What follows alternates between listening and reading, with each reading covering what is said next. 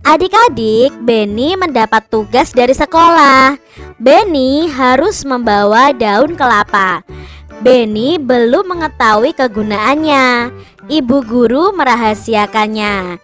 Tahukah adik-adik apa kegunaan dari daun kelapa? Nah, ini adalah daun kelapa adik-adik. Apa sih kegunaan dari daun kelapa ini? Salah satu kegunaan dari daun kelapa ini adalah dibuat ketupat adik-adik. Nah, ketupat seperti ini ya. Nah, untuk membuat ketupat ini ada cara-cara atau langkah-langkahnya seperti ini adik-adik. Kalian bisa mencari tutorial membuat ketupat dari daun kelapa ya adik-adik ya, di YouTube ya adik-adik ya. Jadi kalian bisa praktekkan bersama ibu kalian. Mungkin ibu kalian ada yang bisa membuat ketupat dari daun kelapa ini. Adik-adik, di sini Bu Guru berkata, pernahkah kamu membuat kerajinan dari dedaunan? Nah, kali ini kita akan membuat anyaman cangkang ketupat dari daun kelapa. Itu salah satu kegunaan daun kelapa adalah dibuat cangkang ketupat. Nah, ini adalah caranya adik-adik.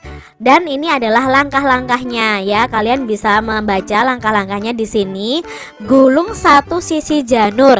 Janur itu adalah daun kelapa adik-adik. Sampai 3 kali pada tangan. Ingat posisi pangkal janur menghadap ke atas seperti gambar. Nah, ambil sisi janur satu lagi. Seperti langkah sebelumnya, gulungkan pada tangan sebanyak 3 kali. Dan posisi pangkal janur menghadap ke bawah untuk yang kedua ini. Buatlah kedua gulungan itu saling bersilangan. Janur masih dalam posisi tergulung. Nah, ambil satu ujung, kemudian putar ke belakang susunan janur. Masukkan ujung janur yang sudah diputar ke belakang. Kemudian janur yang berada pada posisi tengah. Teruskan anyaman sampai bawah dan lakukan langkah yang sama dengan janur yang satunya lagi. Nah, adik-adik, kan ini adalah teori untuk membuat cangkang ketupat. Nah, untuk prakteknya adik-adik bisa mencari video tutorial membuat cangkang ketupat. Hore, aku dapat membuat ketupat. Ayo ceritakan ke teman-temanmu. Ini adalah pengalamanmu membuat anyaman ketupat, kata Beni. Beni sudah bisa membuat anyaman dari daun kelapa yang dijadikan cangkang ketupat adik-adik. Daun kelapa berguna untuk cangkang ketupat. Banyak jenis daun lainnya yang berguna bagi kita adik-adik, seperti daun mangga, daun singkong, dan daun pepaya. Cobalah adik-adik mengukur panjang tangkai daun. Nah, lalu kalian bisa membuat kolom seperti ini, tabel seperti ini, dan kalian tuliskan nama daunnya apa dan panjangnya berapa. Kalian bisa menggunakan penggaris. Adik-adik, Beni telah selesai membuat ketupat. Kemudian Beni mendengarkan guru membaca puisi. Puisinya tentang ketupat. Nah, di sini ada puisi yang berjudul, ini adik-adik, Ketupat Lebaran. Nah, mari kita simak cara membaca puisi yang baik dan benar ya. Kak Citra akan contohkan. Ketupat Lebaran. Ketupat Lebaran dengan sayap opor ayam, disantap sepulang dari sholat Idul Fitri. Untuk kakek dan nenek, tetangga, sahabat, senangnya subhanallah, sungguh nikmat. Ketupat Lebaran dengan sambal goreng hati tersedia di meja sepulang dari sholat. Memang sedap dan enak dan gurih. Cobalah ketupat. Alhamdulillah, sungguh nikmat. Nah, itu tadi ketupat Lebaran ya, puisi tentang ketupat Lebaran. Coba adik-adik baca puisi ini dengan lafal, intonasi, dan ekspresi yang baik dan benar. Nah, setiap puisi itu ada kata-kata indah. Nah, setiap kata-kata itu memiliki makna atau arti. Yuk kita pelajari makna atau arti kata-kata yang ada di puisi tadi adik-adik. Kata yang pertama adalah ketupat. Apa itu arti dari kata ketupat adik-adik? Nah, ketupat itu adalah dibuat dari beras yang dimasukkan ke dalam anyaman daun kelapa. Itu adalah arti dari kata ketupat.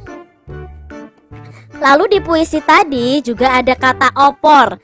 Nah, ini adalah gambar opor adik-adik. Apa ya arti dari kata opor ini? Opor ini adalah masakan. Masakan yang bagaimana?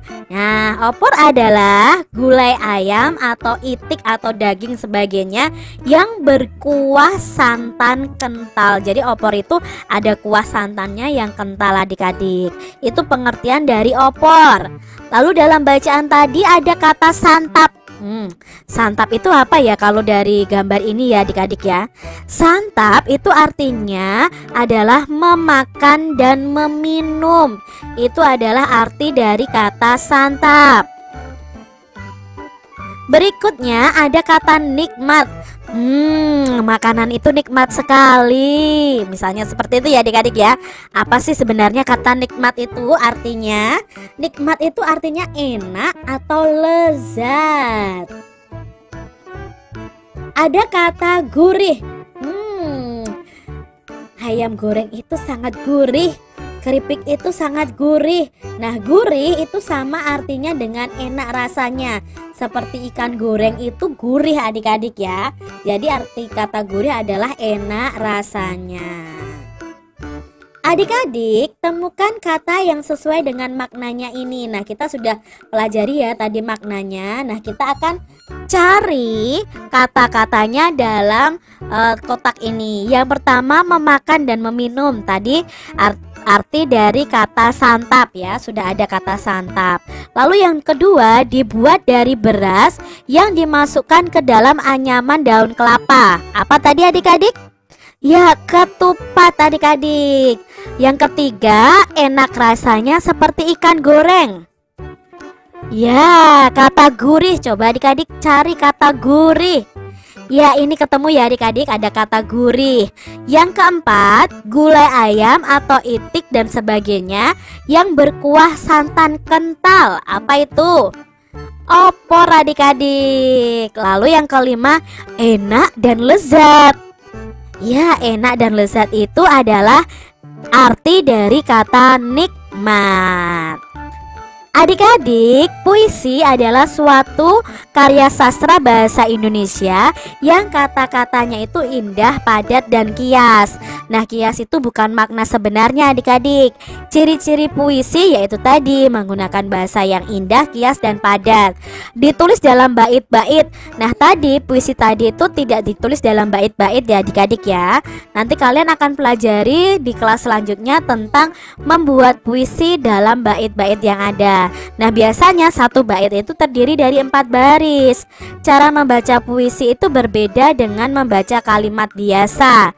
Membaca puisi harus memperhatikan 3 hal, yaitu artikulasi atau lafal, intonasi, dan ekspresi.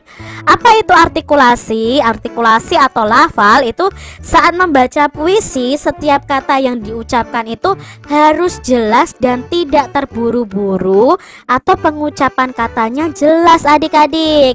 Sedangkan untuk intonasi itu jelas tidaknya, tinggi rendahnya nada saat membaca. Sedangkan yang terakhir, ekspresi itu adalah raut wajah.